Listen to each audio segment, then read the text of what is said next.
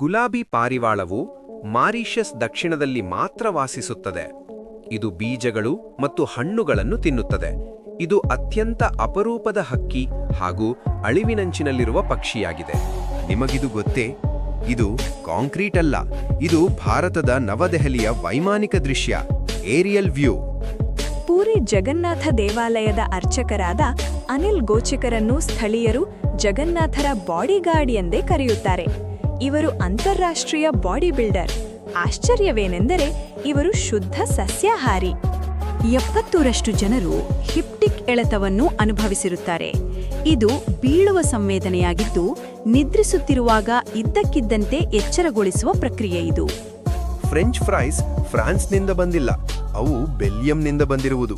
ಅವುಗಳನ್ನು French fries ಎಂದು ಹೆಸರಿಸಲಾಯಿತು, ಏಕೆಂದರೆ ಫ್ರೆಂಚ್ ಬೆಲ್ಜಿಯಂನ ಅಧಿಕೃತ ಭಾಷೆಯಾಗಿ ಹುಟ್ಟಿಕೊಂಡಿತು.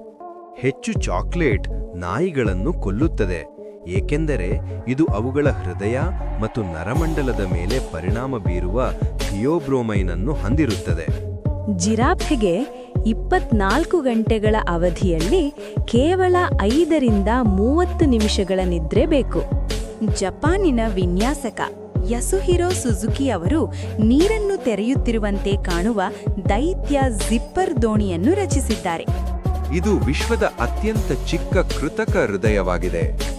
ದಾನಿಗಳ ಹೃದಯ ಲಭ್ಯವಾಗುವವರೆಗೆ ಇದು 16 ತಿಂಗಳ ಮಗುವಿನ ಜೀವವನ್ನು 17 ದಿನಗಳವರೆಗೆ ಉಳಿಸಿತು.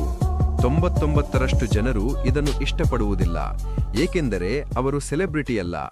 ಅವರು ನಮ್ಮ ಸುತ್ತಮುತ್ತಲಿನ ಪ್ರದೇಶವನ್ನು ಸ್ವಚ್ಛವಿಡುವ ಜನರು. ಅವರು ನಿಮ್ಮ ಕೊಳೆಯನ್ನು ಸ್ವಚ್ಛಗೊಳಿಸುವ ನಿಜವಾದ ಹೀರೋಗಳು.